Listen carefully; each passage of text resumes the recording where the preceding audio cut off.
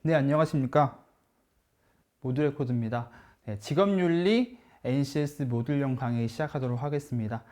이 직업윤리 영역 같은 경우에는요, 대부분이 이제 내용 일치, 불일치 문제, 결국 산인공 자료에서 기술된 내용이 맞는지 틀린지에 대한 문제가 결국 나옵니다. 그래서 조금 여러분들이 편안한 마음을 가지고 보시되, 또 제가 실제 시험에서 어떠한 부분이 오답 선지로 출제되었는지, 또 어떠한 형식으로 문제가 출제되었는지 또 살펴봐 드릴게요. 그래서 이제 1번부터 한번 봅시다. 자, 제조물 책임이라는 게 먼저 나와요. 직업윤리인데 왜 제조물 책임이 나오지? 해서 좀 의아하시는 분들이 계시지만, 이게 또 산인공 자료에서 직업윤리 영역으로 해서 나온 내용이기 때문에 꼭 또 한번 살펴봐 주셔야겠습니다. 특히나 이 한국사회능력개발원이라 해서 19년도 2차 서울교통공사에서 나왔었죠. 그래서 이 내용도 살펴보시면요. 자, 제조물 책임이란 해서 PL, Product Liability다. 그래서 이제 제조물 책임이란 게 어떤 것인지 또 정의를 아셔야 되겠고, 그것과 더불어서 이제 긍정적인 영향과 부정적인 영향에 대한 결국 이제 내용 일치 문제가 나온다, 이렇게 보시면 되겠어요. 그래서 뒤에서 이 제조물 책임 정의를 다룰 거지만, 여기서 이제 먼저 미리 말씀을 드리면 제조물 책임에서 프로덕트 라이어빌리티다, PL. 프로덕트 제조물이겠고, 라이어빌리티가 책임이죠. 그래서 PL, 그래서 제조물 책임이 무엇인가 해서 이 PL을 또 고르는 문제가 나왔었습니다. 뒤에서 또 한번 다루도록 할게요. 제조물 책임이란 무엇인가? 그래서 제품,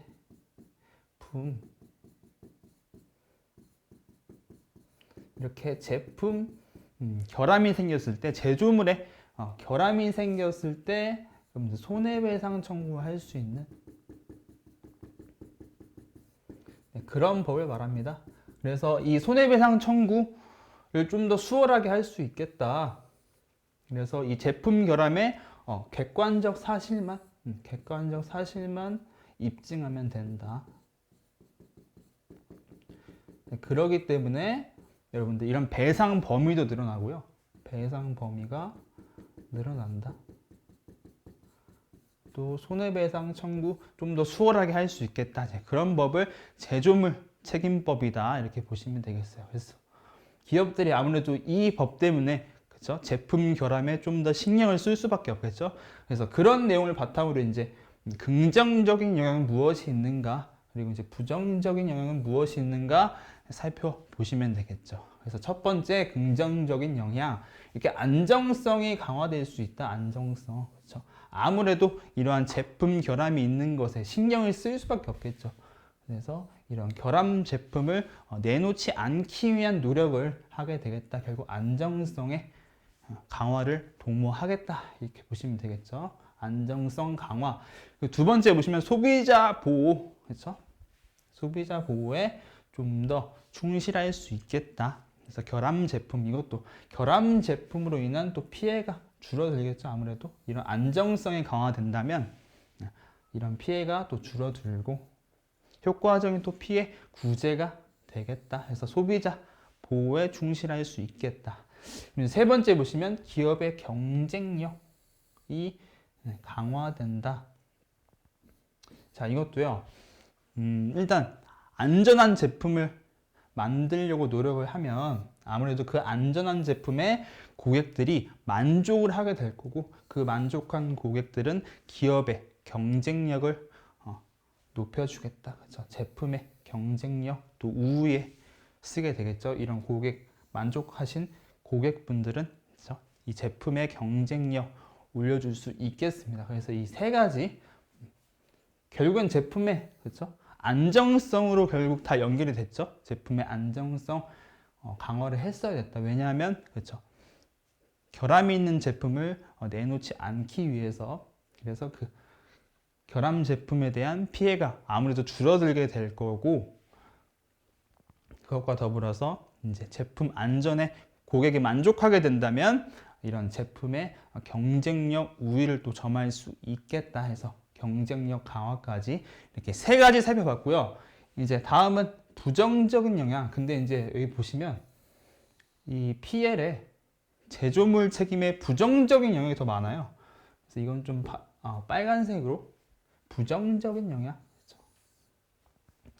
이건 무려 5개나 되는데 이제 보시면 제조 원가가 상승될 가능성이 있겠다. 자, 어떠한 의미에서 이것도 안정성과 관련이 있는데 안정성 아무래도 확보를 위해서 자원을 투입해야 되겠다. 그래서 이제 이런 PL 보험에도 가입을 해야겠고 리콜이 된다면 리콜 비용도 들 거고 또 손해배상 청구에 대한 또 지출도 있겠다. 이렇게 4가지 정도가 있겠죠. 그래서 그것 때문에 제조 원가가 상승될 거고 또 이제 클레임 증가, 그렇죠?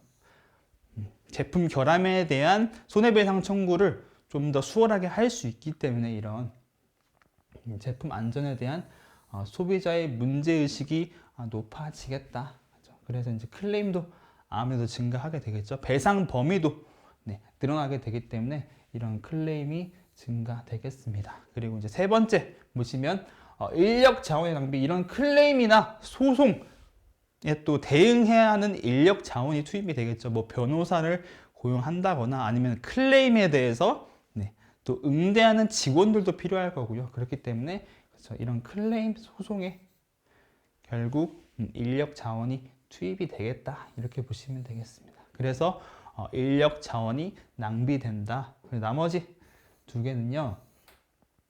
이제 신제품 개발 지연될 수가 있겠다. 이거 같은 경우엔 신제품 개발이 왜 지연될까? 그렇죠?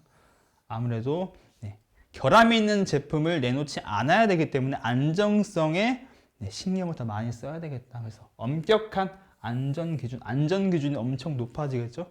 그래서 뭐 완성된 제품이라도 계속 1차, 뭐 2차, 3차, 4차 해서 이렇게 안전성을 계속 체크를 해야 되기 때문에 추가적인 대책을 강구해야 되기 때문에 아무래도 완성된 제품이라도 또 출시까지는 시간이 더 걸리겠습니다. 그래서 신제품 개발이 지연될 수 있겠다.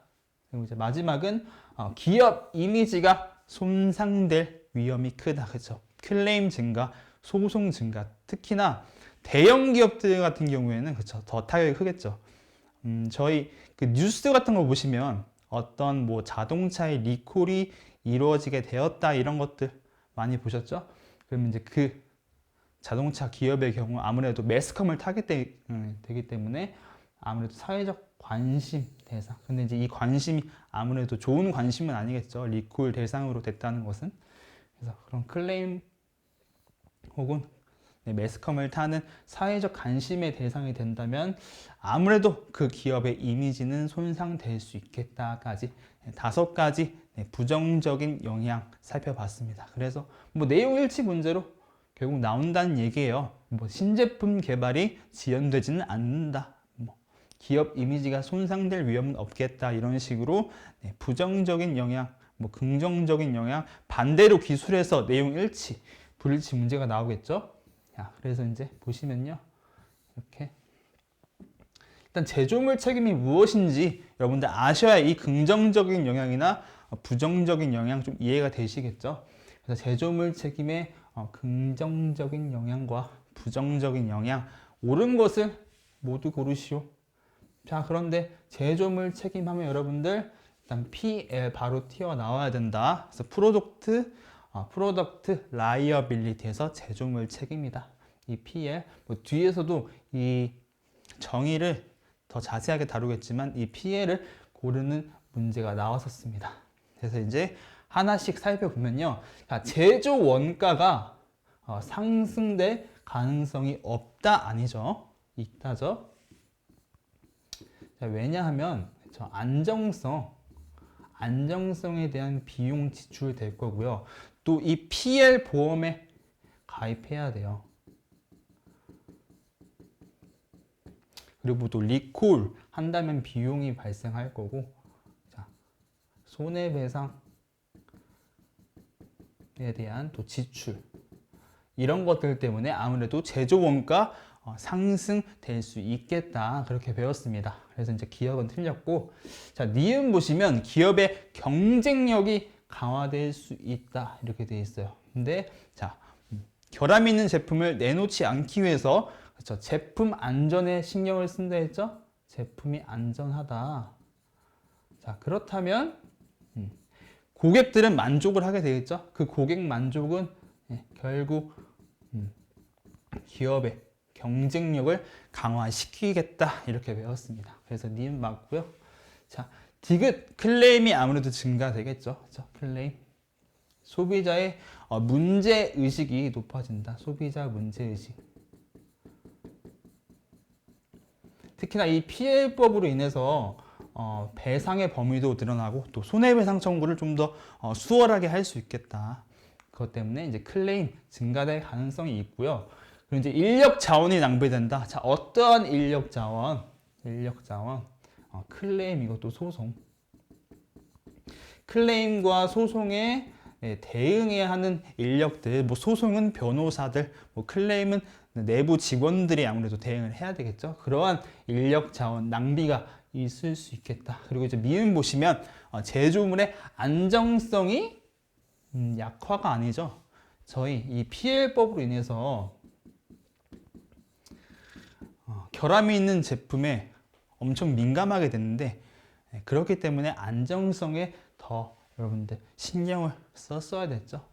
그래서 이것도 결국 제조물의 안정성은 여러분들 강화됐어야 했다. 그렇죠? 결함이 있는 제품을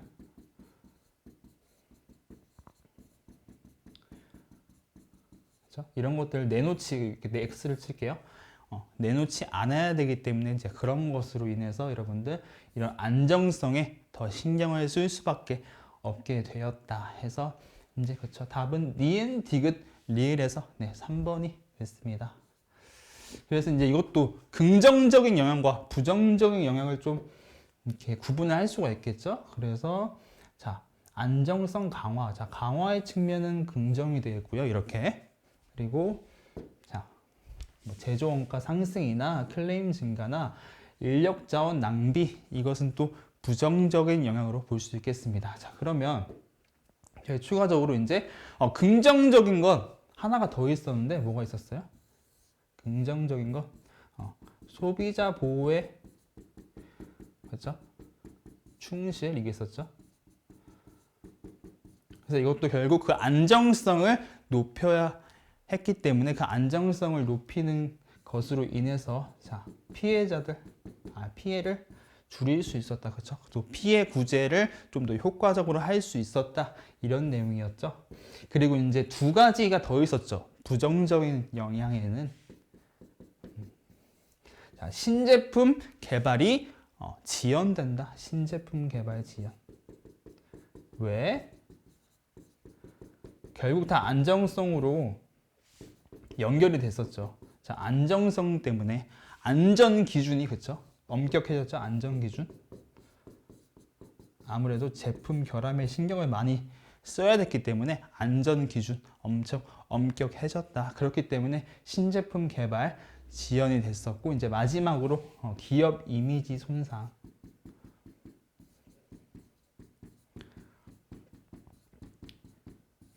클레임이나 혹은 진짜 그 뉴스에서 매스컴을 타는 것들 많이 보셨죠? 그래서 리콜 대상으로 뭐 뉴스 기사가 혹은 방송이 된다면 그 이미지, 그 기업에 대한 이미지는 아무래도 손상이 되겠죠. 이제 사회적 관심을 받는다 이렇게 기술이 되어 있었는데 그 관심은 좋은 관심보다는 아무래도 안 좋은 부정적인 그런 관심이 되겠죠. 그런 것까지 해서 꼭 이렇게 긍정적, 부정적인 영향 제대로 알아두시기 바라겠습니다. 자, 1번부터 좀 시간을 많이 썼는데 워낙 저 내용이 또 중요하죠. 자, 그리고 이제 두 번째, 자, 정직과 신용을 구축하기 위한 4가지 지침에서 딱 읽어만 보셔도 그렇죠? 상식적으로 저희가 다 아는 내용들이죠. 그래서 이제 여기서 해당 문제가 나왔다 보시면 돼요. 근데 이제 뭐 다 한번 읽어보시면 아시겠지만 저희가 이제 도덕적으로 당연히 해야 하는 일들 기술을 하고 있어요. 정직과 신뢰 당연히 그죠? 쌓아야겠고요. 그래서 정직하게 밝히자. 잘못한 것도. 근데 뭐 잘못한 것을 뭐 숨긴다 이렇게 기술되어 있으면 안 되겠죠. 그리고 이제 타협하거나 부정직은 눈 감아주지 말자.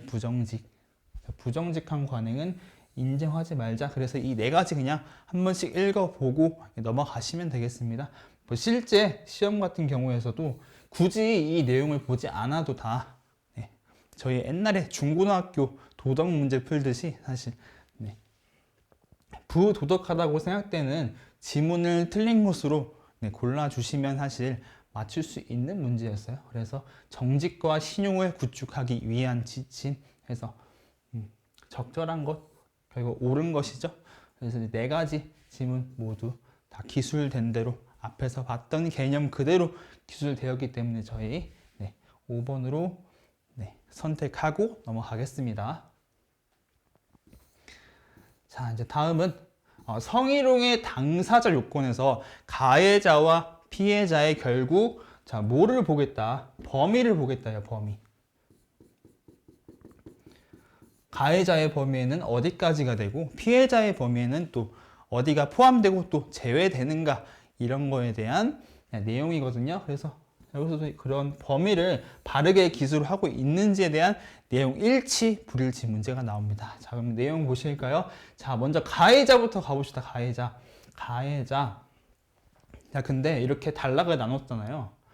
그래서 또 법에 따라서 이 피해자의 범위가 포함되고 제외되고가 좀 달라져요.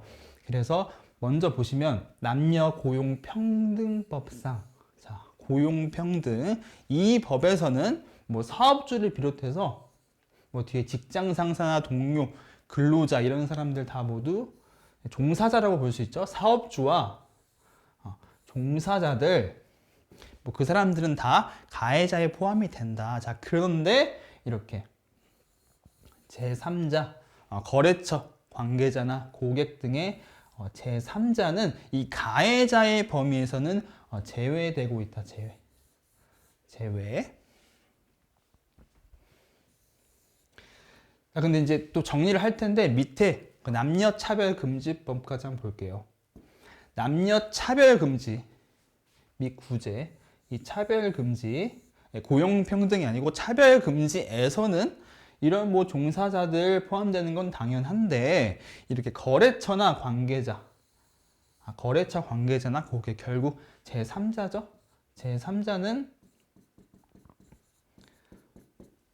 자, 제외가 됐었는데 저 남녀평등, 고용평등법상에서는 제외가 됐지만 여기 차별금지법에서는 이 거래처, 관계자나 고객, 제3자도 가해자가 될 수 있다 이렇게 돼 있죠. 결국 포함을 하고 있는 것이겠죠. 그래서 이제 이렇게 법에 따라서 그 가해자의 범위가 좀 달라질 수 있겠다. 그래서 이 내용에서 또 내용 일치가 나오겠죠. 뭐 고용평등법상에서 제3자가 포함된다 이런 식으로 틀린 지문을 분명 낼 겁니다. 그래서 그걸 또 여러분들 헷갈리시잖아요. 그럴 때는 그렇죠? 이렇게 항상 두 문자를 좀 만들어서 저희가 까먹지 않도록 하자. 그래서 고용평등에서 평이랑요. 자, 평등은 제외하고 있죠. 그래서 평제. 고용평등법에서는 제3자가 제외됐었다. 이렇게 보시면 되겠죠. 평제.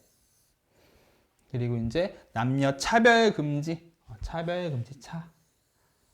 그리고 차별금지에서는 포함하고 있었죠. 포함. 그래서 차포.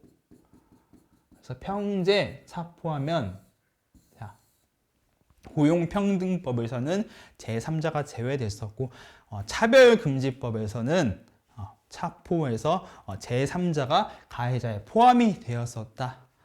이렇게 보시면 되겠죠. 평제랑 차포 꼭 또 두 문자로 가져가 주세요. 이게 시험장에 들어가면 그쵸? 헷갈리겠죠, 분명. 그래서 꼭 이 가해자의 피해 범위는 법에 따라서 좀 다르게 기술이 되어 있다. 그렇게 보시면 되겠고요. 이제 피해자 봅시다. 피해자. 그리고 이제 가해자에서 보시면 이렇게 그렇죠? 남녀 평등 시대니까 뭐 가해자 남성이나 여성 모두 가능하고 또 피해자도 보시면 이렇게 모든 남녀가 피해자와 동시에 가해자가 될 수 있다 이렇게 기술을 하고 있습니다. 그 내용이고요. 그리고 이제 밑에 보시면 또 포함되는 대상과 제외되는 대상 나오는데 자 포함되는 대상 보시면 이렇게 채용 희망자 그렇죠? 대부분의 지금 영상을 보시는 분들이 다 채용 희망자 구직자가 되시겠죠. 자, 그런 분들도 이런 성희롱 피해자의 범위에 포함된다. 그러나 여기서는 그 제3자 가해자에서 봤던 제3자 고객 플러스 이제 거래처 직원은 직장 내 성희롱 피해자에는 제외된다. 제외. 그렇죠? 고객과 거래처 직원은 이 직장 내 성희롱 피해자로서는 제외가 되겠다. 피해자의 범위에서는 제외된다까지. 그래서 뭐 이 내용도 그렇죠? 구분이 되어 있으니까 충분히 또 내용 일치, 불일치 문제로 나올 수가 있겠죠. 그래서 이 내용을 가지고 이제 문제를 풀어봅시다. 자, 성희롱의 당사자 요건에 대한 내용 중 옳은 것을 모두 고르시오. 옳은 것. 그래서 결국 가해자와 피해자의 범위를 정확하게 기술하고 있는가에 대해서 물어본다 했습니다. 자, 기억부터 보시면요. 남녀 고용 평등이다. 고용 평등. 자, 평등 나왔어. 자, 평제로 저희가 외웠죠. 평제. 이 고용평등법에서는 제3자를 제외하고 있구나. 그렇죠? 그래서 보시면 제3자를 이렇게 제외하고 있어요. 가해자의 범위에서. 그래서 이제 맞게 기술을 한 것이겠고요.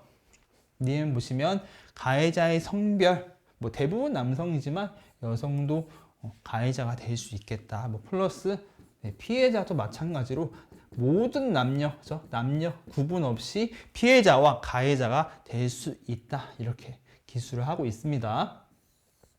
그리고 저희 뭐 남녀 평등 시대니까요. 맞는 말이겠죠. 자, 디귿 보시면요.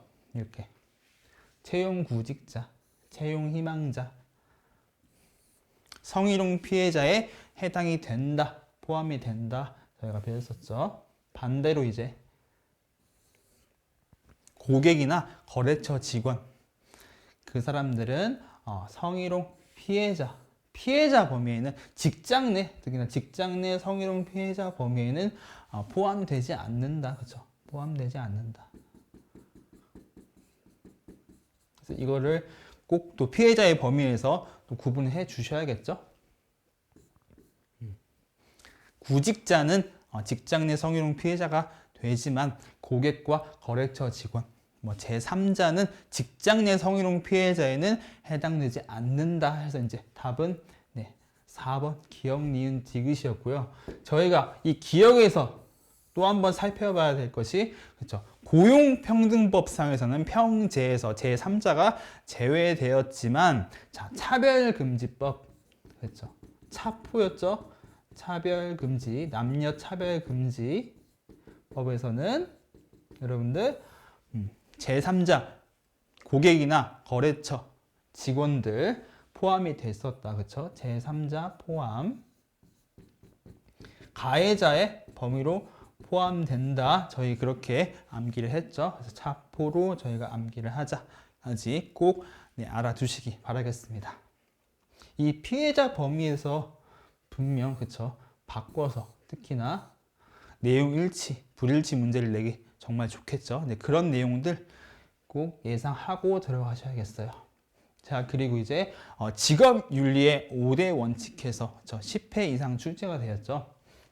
5가지의 원칙이 있다. 그래서 이 원칙 그리고 설명이 나오면 항상 그쵸 보기로 어떠한 설명이 주어진다면 그것에 해당하는 원칙은 무엇인가 고를 수 있어야겠고요. 그리고 이제 해당 문제로 또 이 5가지 원칙에 해당하지 않는 것을 제외시킬 수 있어야겠습니다. 그래서 어떠한 또 오답 선지가 나왔는지 알려드리도록 할게요. 또 설명과 함께요. 자, 객관성의 원칙부터 보시면요. 객관성. 그래서 이제 공사 구분을 명확히 하자. 공사 구분. 그리고 이제 투명하게 처리하자. 이런 키워드 가져가 주셔야겠죠. 그래서 이제 객관성의 원칙도 이제 해당되지 않는 선지로 뭐가 나왔냐면 이제 주관성 이런 게 나왔죠. 이런 것들 제외를 시킬 수 있어야 했고요. 고객 중심의 원칙, 고객 중심 해서 이 중심의 키워드가 이렇게 나와요. 현장 중심, 실천 중심에서 중심 키워드 나오죠. 근데 이제 추가로 여러분들이 이 봉사의 키워드, 고객에 봉사한다. 그래서 고객 중심, 이 봉사의 키워드 또 꼭 가져가 주시기 바랍니다. 고객 중심의 원칙. 그래서 이제 뭐 밑에 보시면 아시겠지만 이 두 가지 원칙이 조금 그렇죠? 헷갈릴 수가 있어요. 그래서 좀 유심히 유념해서 보시고요. 이 고객 중심도요. 또 어떻게 바꾸냐면 또 사회 중심 이렇게 해서 바꿉니다. 그래서 이런 것들 또 이 5가지 원칙에 뭐 해당된다 라고 기술되어 있으면 네, 아니겠죠. 고객 중심의 원칙에서 봉사의 키워드 꼭 가져가셔라. 그리고 이제 뭐 전문성의 원칙, 그렇죠? 전문가로서의 그렇죠? 그리고 정직과 신용. 앞에서 또 정직과 신용의 뭐 지침도 봤었는데 정직하고 또 여기서는 신뢰라고 되어 있어요. 정직과 신뢰 키워드가 들어가 있고요. 이제 마지막으로 공정 경쟁의 원칙에서 자, 경쟁 원리에 따라서 공정하게 네, 행동하자. 공정 경쟁 이 3가지까지. 또 하나 보시면요, 이렇게 정직과 신용의 원칙인데 신용을요 또 의리 이런 걸로 바꿉니다.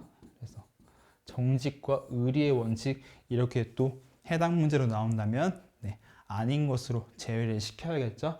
그래서 이 5가지 최근에 해당 문제가 나왔었어요. 그래서 뭐 해당되지 않는 것으로 주관성, 뭐 사회 중심, 의리 이런 것들이 나왔으니까요. 꼭 5대 원칙이 무엇인지 명확히 또 알아두셔야겠습니다. 자, 이제 문제 볼게요.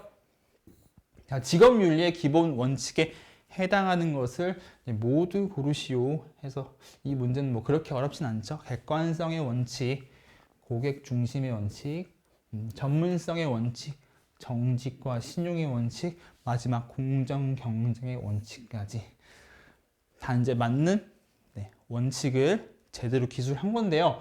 객관성의 원칙에서 저희가 네, 무엇을 좀 가져가자. 공사 구분 명확히 한다.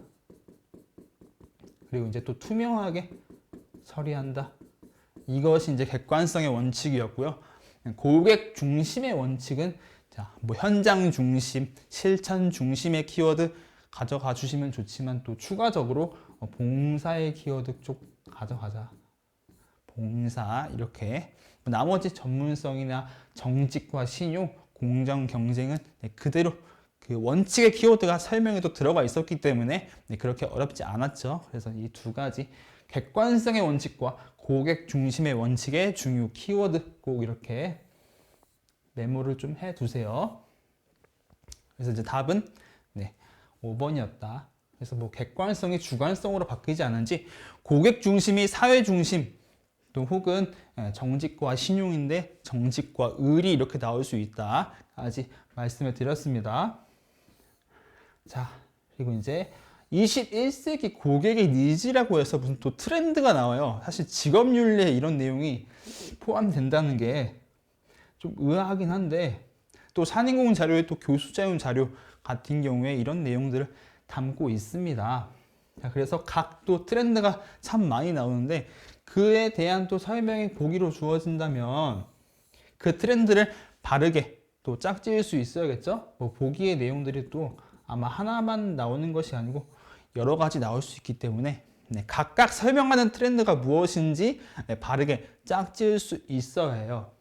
또 특히나 여기 보시면 뭐 한글뿐만 아니라 영어 표현도 나오기 때문에 자, 영어로만 또 선지가 출제가 됐습니다. 그래서 이 영어 표현도 꼭 네, 주의해서 살펴보셔야겠어요.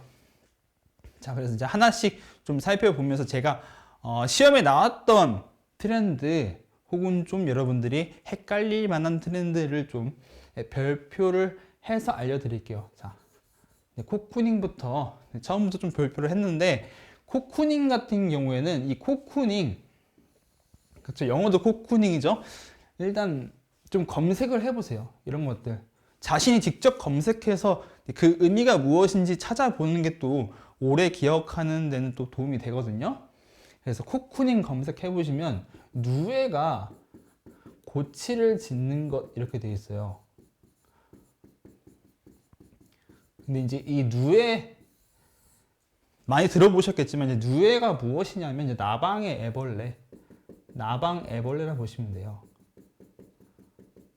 그리고 이제 이 고치라는 것이 그 애벌레가 짓는 집 해서 결국 이 나방의 애벌레가 자신의 집을 짓는다 이렇게 보시면 되겠습니다. 그래서 이제 이 누에고치 나오죠. 누에고치가 보호막 안으로 결국 자신의 집을 지어서 그 집 안에 들어가겠다. 그래서 이제 저희 뭐 사람으로서 좀 적용을 해보겠다 하면은 이렇게 그렇죠? 안전한 가정 같은 환경 속으로 파고든다. 근데 이제 여러분들 누에고치 딱 나오면 코쿠닝 연결해 주시면 돼요. 그래서 자신의 집을 짓는다. 집에 안전한 환경 속으로 파고든다. 연결하시면 되겠죠. 그리고 이제 두 번째 유유상종에서 또 클래닝 나옵니다. 이게 또 어떻게 연결이 되는 거지 보시면요. 일단 영어 표현부터 볼게요. 클래닝. 저희 좀 남성분들은 이거 좀 클랜이라고 하시면 그죠? 기억나는 게임이 있으실 거예요. 이제 서든 어택이라고 그죠? 총 게임이긴 한데 그 게임 이제 다들 좀 해보셨을 텐데 거기서 이제 뭐 같은 친구들이나 지인들끼리 뭐 서든 어택 클랜을 만들죠. 클랜이라는 것이 결국 그렇죠? 지인들 또는 친구들이 집단을 만드는 거죠. 그래서 집단, 이 클랜이라는 뜻이 집단입니다. 집단. 그래서 클래닝 하면 이렇게 집단을 만든다. 집단. 같은 그렇죠? 가치관이 같은 여기서 가치관이 같거나 뭐 관심사 그렇죠? 관심사가 일치하는 사람들 그것이 이제 클랜이 되겠죠. 근데 이제 유유상종하면 그렇죠? 끼리끼리 모인다. 그렇죠? 끼리끼리 모여서 또 집단을 이룬다. 그렇게 이해가 되죠. 그래서 유유상종, 클래닝. 이제 클래닝 하면 좀 바로 이해가 안 되실 수 있는데 좀 여러분들 그 서든 어택에 클랜을 만든다. 다들 좀 한번 해보셨을 거니까요. 그래서 클랜 같은 관심사가 일치하는 사람들끼리 집단을 만드는 것이구나. 자, 그것 유유상종과 또 연결을 해 주시면 되겠습니다. 그리고 이제 좀 밑에 내려가 보시면 이 환상모험 같은 경우에는 자, 모험, 어드벤처, 그렇죠? 직역이 되죠? 어드벤처가 모험이고 자, 그렇기 때문에 이런 모험을 통한 흥분과 자극을 찾는 트렌드 그리고 이제 반항적 쾌락 이것도 반항적 리벤지 그렇죠? 리벤지가 이제 뭐 보복한다 그런 건데 이 리벤지와 연결이 돼서 이렇게 반항적 키워드가 들어가 있고요. 이제 쭉 하나씩 직역이 되는 것들은 그냥 어떤 키워드가 있는지 한번 설명을 드릴게요. 이것도 작은 사치, 스몰 인듈전스 이것도 한번 검색을 해보세요. 사치의 뜻입니다. 그래서 사치. 사치의 키워드가 인듈전스다. 그것을 좀 알아두시면 되겠고요. 마음의 안식처, 이 앵커링이 중요하죠. 앵커링. 마음의 안식처에서 앵커링 돼 있는데 결국 앵커링도 검색을 해 보셔야겠다. 앵커링 검색하시면요. 자, 정착이라는 뜻이 있습니다. 정착. 그렇죠? 어떤 곳에 그렇죠? 한 곳에 계속 정착한다. 그렇죠? 정착해서 살고 있다. 그래서 보시면 이렇게 정신적인 뿌리로 내려가서 그렇죠? 뿌리를 내린다. 결국 정착한다. 그런 내용이 되겠죠? 마음의 안정을 누리려고 한다. 되게 뿌리가 중요하겠어요. 뿌리.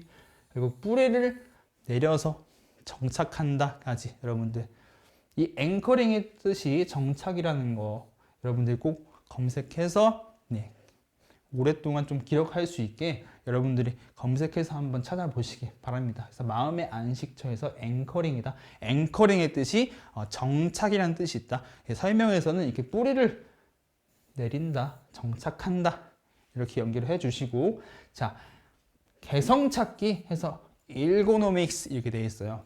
근데 이거 같은 경우에 일고노믹스를 찾아보니까 뭐 인간공학 이렇게 되어 있더라고요. 인간공학. 그래서 이거 같은 경우는 좀 그냥 암기를 하셔야 될 것 같습니다. 그래도 이제 개성 찾기 하면 일고노믹스다 해서 여기 설명해 보시면 개성이라는 게 있죠. 일고노믹스 개성. 여성적 사고는 female 여성이고 think가 그쵸 생각 사고니까요. 여성이 생각하고 행동하는 방식 해서 연결하시면 되고요. 이렇게 제가 별표 친 것들만 좀 주의해서 보시면 될 것 같아요. 나머지는 이제 설명의 키워드, 그렇죠? 이 트렌드에 남성 돼 있으니까 man도 있으니까요. 그래서 남성들이 정통적인 역할을 거부한다. 자, 그리고 이제 여기 세 가지 좀 볼 건데 99가지 생활이죠. 99가지 생활. 그래서 lives 돼 있어요. lives. 1인 다역 이렇게 돼 있는데 여기 좀 헷갈릴 만한 게 그렇죠. 건강 장소에서 being alive 돼 있다. being alive. 똑같이 뭐 live가 들어가 있다. 이것은 이제 건강 장수 키워드가 들어가 있죠. 근데 이제 lives랑 being alive랑 좀 구분을 하셔야 되는데 lives 같은 경우에는 여기에 s가 들어가니까요. 자, 여러 가지 삶을 살고 있다 해서 그렇죠? 1인 다역. 자, 이게 복수형이 들어가니까 그렇죠? 1인 다역해서 여러 가지 삶을 살고 있다 이렇게 연결을 해주시고 자 건강 장수는 being alive인데 alive는 좀 live랑 어감이 좀 다르죠. 또 뜻도 좀 다른데 alive는 이제 살아있는 그래서 좀 생존의 뜻을 가지고 있습니다. 생존. 그래서 이제 살아있다 해서 건강 장수 건강하게 살고 있다. 건강 장수는 being alive. 그리고 이제 중간에 이게 행복 찾기 변신 이것도 중요하겠죠. 이 세 개가 중요하다. 여러분들이 좀 헷갈릴 만한 것들 설명을 드리는 겁니다. 그래서 행복 찾기 변신에서 캐싱 아웃 이렇게 돼 있는데 캐싱 아웃은 현금 지불이란 뜻이에요. 현금 지불. 결국 이제 소비가 되겠죠. 소비. 근데 이제 밑에 내용 보시면 뭐 소박한 생활 속에서 진정한 행복을 찾는다. 그래서 행복 찾기. 근데 이제 소박한 생활이 결국에는 그렇죠? 뭐 소소한 뭐 소비 이런 것과 연결이 되겠죠. 그래서 이제 행복 찾기 캐싱 아웃이다. 캐싱 아웃은 이제 현금 지불 그리고 소소한 소비, 소박한 생활 속에서 행복을 찾겠다. 이렇게 연결을 해 주시고요. 자, 젊어지기, 다운 에이징. 자, 나이가 젊어진다. 그렇죠? 나이를 낮춘다. 결국 젊어진다는 얘기겠죠. 그래서 젊음. 트렌드가 정말 많네요. 이 중에 이제 뭐 제가 별표 친 것들이 대부분 나왔고요. 나머지 이렇게 좀 직역이 가능한 것들은 잘 나오지 않았습니다. 그래서 이제 나머지도 보시면 자, 소비자 감시는 이제 자, 컨슈머가 소비자고 이 비질란테가 스페인어로 감시라고 해요. 스페인어. 네, 스페인어로 감시더라고요. 스페인어. 그래서 비질란테 컨슈머 한 명 소비자 감시. 그래서 소비자의 키워드가 여기 들어가 있죠. 소비자. 그리고 다음은 우상 파괴. 그래서 아이콘 토핑이다. 아이콘을 저희가 우상이라 하죠. 우상. 토핑은 우상. 그래서 내용 보시면 기념비적인 존재를 또 무너뜨릴 수 있다. 이렇게 되어 있어요. 기념비적인 존재가 우상, 결국 아이콘과 연결이 되겠죠. 그리고 이제 마지막 두 개, SOS, Save Out Society에서 사회를 좀 구해보자. 이런 내용, 사회적 양심을 보여주는 기업에게 호응을 보낸다. 그리고 이제 공포의 기류, Atmosphere. 처음에 제가 이제 이걸 보고 Atmosphere에서 그 대기라는 그 단어인가 봤는데 이제 그게 아니고 그쵸? Atmosphere 이게 두려움이라는 뜻이죠. 두려움. 그래서 뭐 대기 오염, 수질 오염 이런 거에 대한 의심과 또 불안감, 그렇죠? 이런 키워드. fear이 두려움, 불안감 그런 뜻이 있으니까요. 이 설명에 이 키워드 연결해 주시면 되겠죠. 그래서 자 이런 키워드들 공포의 기류 이거 또 좀 별표를 칠게요. 그래서 이런 내용들 어떠한 트렌드가 있는지 그 트렌드에 대한 설명은 무엇인지 바르게 짝지을 수 있어야겠습니다. 자, 그래서 특히나 영어로만 이렇게, 그쵸? 문제 보세요. 영어로만요, 이렇게 나올 수 있으니까요. 영어 표현도 꼭 알아주셔야겠습니다. 자, 문제를 풀어볼게요. 21세기에서 고객의 니즈를 바르게 짝 지어보세요. 기업 보시면요, 이렇게 정신적인 뿌리로 내려가서 마음의 안정을 누리려고 한다. 뿌리. 자, 뿌리를 내린다. 결국 정착한다. 그런 의미가 되겠죠. 자, 정착은 무엇이었다? 정착은 앵커링이었다. 앵커링. 그래서 앵커링, 마음의 안식처였죠.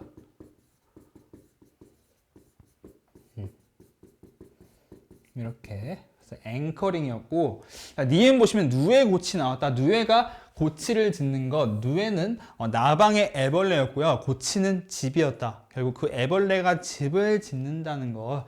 누에 고치. 그러니까 집을 짓는다.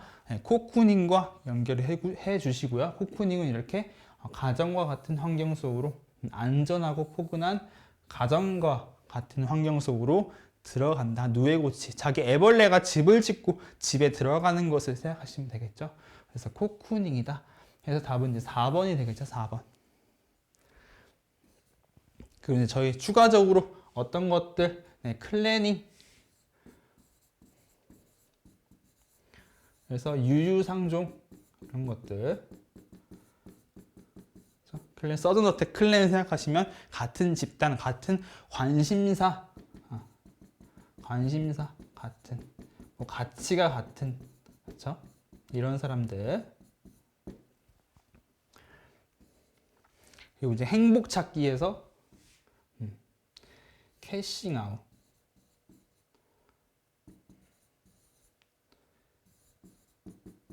행복 찾기 이런 것들.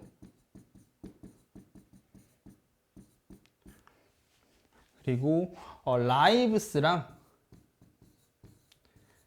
being alive 좀 구분을 하자. 그렇죠?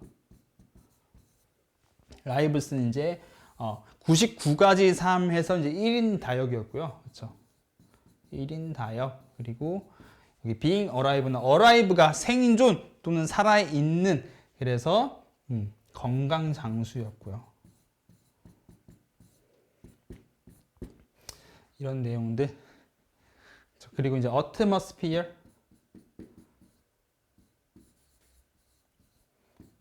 이 fear이 무엇이었다? 두려움이었다. 그렇죠? 그래서 이제 공포의 기류. 그래서 뭐 대기 오염이나 수질 오염이나 이런 것에 대한 의심과 불안감. 네, 그렇죠? 이 정도들 여러분들 좀 헷갈리는 것들까지 꼭 제대로 알아두시기 바라겠습니다. 그래서 여기까지 강의를 마치고요. 또 다음 강의에서 뵙도록 하겠습니다. 감사합니다.